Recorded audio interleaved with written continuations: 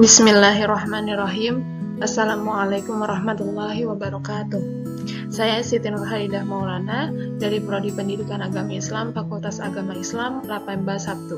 Di sini saya akan mempresentasikan tugas Masailul Fiqih yang diampu oleh Bapak Lukman Hakim MAG dengan judul Bunuh Diri dan Eutanasia. Yang pertama saya akan menjelaskan bunuh diri dan eutanasia. Eutanasia yaitu menghilangkan penderitaan yang sakit dengan jalan mengakhiri kehidupannya dengan sengaja tanpa merasakan rasa sakit karena kasih sayang, baik secara positif maupun negatif. Secara medis, eutanasia baru dilaksanakan jika penyakit tersebut tidak mungkin disembuhkan lagi. Akan tetapi, bagaimana pandangan Islam terhadap eutanasia tersebut? Dalam hal ini, sangat jelas bahwa hidup dan mati hanya Allah yang berhak menentukan. Semua sudah ada di tangannya. Islam sangat melarang pembunuhan baik terhadap orang lain, kecuali hal yang dibenarkan oleh agama, maupun terhadap dirinya sendiri atau yang disebut dengan bunuh diri, dengan alasan apapun. Di dalam Islam, terdapat dalil-dalil syar'i yang melarang bunuh diri dengan alasan apapun itu. Yang pertama, firman Allah dalam surat An-Nisa ayat 29-30 yang artinya, "Dan janganlah kamu membunuh dirimu, sesungguhnya Allah Maha Penyayang kepadamu. Dan barang siapa berbuat demikian dengan melanggar hak dan aniaya, maka kami kelak akan memasukkannya ke dalam neraka. Yang demikian itu adalah mudah bagi Allah." Dan yang kedua, hadis Nabi Muhammad SAW yang berbunyi, barang siapa menghempaskan diri dari sebuah bukit, lalu ia menewaskan dirinya, maka ia akan masuk ke neraka dalam keadaan terhempas di dalamnya, kekal lagi dikekalkan dalam neraka untuk selama-lamanya.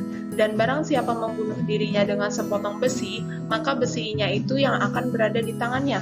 Ia ditikapkan ke perutnya di dalam api neraka jahanam selama-lamanya.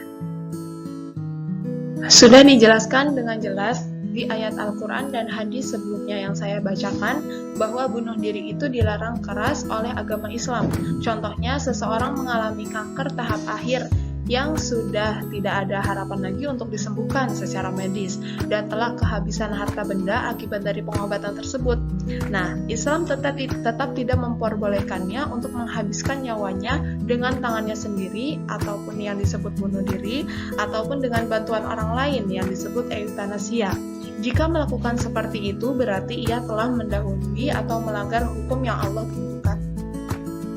Di dalam dunia medis, ada 3 macam eutanasia, yaitu yang pertama ada eutanasia aktif, yaitu apabila dokter atau tenaga kesehatan lainnya dengan sengaja melakukan suatu tindakan untuk memperpendek hidup pasien. Nah, yang kedua ada eutanasia tak langsung, yaitu terjadi apabila dokter dan tenaga medis melakukan suatu tindakan medis untuk meringankan hidup pasien, walaupun mereka mengetahui bahwa tindakan tersebut dapat memperpendek hidup pasien. Dan yang terakhir, eutanasia pasif, yaitu apabila dokter atau tenaga medis secara sengaja tidak lagi memberikan bantuan yang dapat memperpanjang hidup pasien atau tidak memberikan obat-obat yang layak untuk diminum si pasien tersebut. Kaitannya dengan surat An-Nisa ayat 93 yang tadi saya jelaskan, eutanasia bisa masuk ke dalam kategori pembunuhan sengaja karena dokter atau tenaga medis melakukan hal itu secara sengaja dan jelas-jelas menggunakan obat yang biasanya dapat mempercepat kematian seseorang. Konsekuensinya, dokter dan tenaga medis dikenakan hukuman qisas. Hukuman qisas adalah hukuman yang sama atau seimbang dengan kejahatan yang diperbuat oleh pelaku tindak pidana atau hukuman mati. Ini ada hukuman ta'zir. Orang yang membantu menyetujui serta menganjurkan seseorang yang membunuh diri adalah berdosa dan dikenakan hukuman ta'zir. Hukuman ta'zir ialah hukuman terhadap suatu tindak pidana yang tidak ditentukan macam hukumnya oleh Al-Quran dan hadis. Di sini dapat kita lihat dan dapat kita simpulkan bahwa penyebab utama terjadinya bunuh diri di masyarakat adalah karena kurangnya iman dan kurangnya percaya diri pada diri sendiri.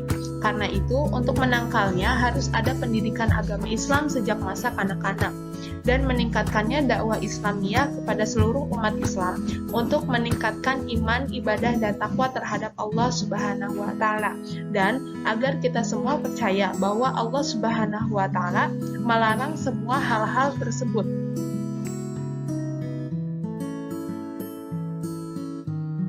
Cukup sekian presentasi dari saya, dan mohon maaf apabila ada kesalahan kata. Semoga penjelasan saya di sini bermanfaat. Terima kasih. Wassalamualaikum warahmatullahi wabarakatuh.